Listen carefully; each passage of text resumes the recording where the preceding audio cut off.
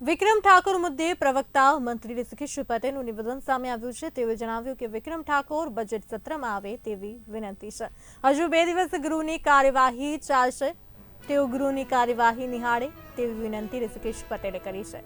અન્ય કલાકારો ગૃહની મુલાકાત લઈને ખુશ થયા છે।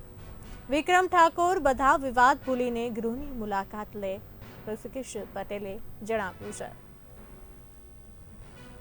શંકરભાઈ સાહેબે ક્રમશઃ જેટલા કલાકારો હોય એમને આ લોકશાહી સમા મંદિરની મુલાકાત કરવા માટેનું સરસ મજાનું સૂચન હતું। એ સંદર્ભે કલાકારોને પણ વારાફરતી બોલાવી અને આ ગૃહની આખી કામગીરી અને લોકશાહીની આખી પદ્ધતિની સમજ આપવાનો ખૂબ ઉમદા આશય હેતુ સાથે એમને કલાકારોને બોલાવ્યા હતા।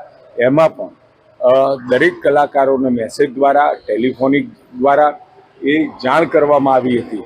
એમાં કોઈ પણ કલાકાર હોય તો એને વ્યક્તિગત રીતે વિષય નહીં, પરંતુ બધા જ કલાકારોને ગઈકાલે ફિલ્મના કલાકારો આવી અને લોકશાહીની આખી પ્રક્રિયાઓ સમજીને ગયા અને ખૂબ આનંદિત થયા।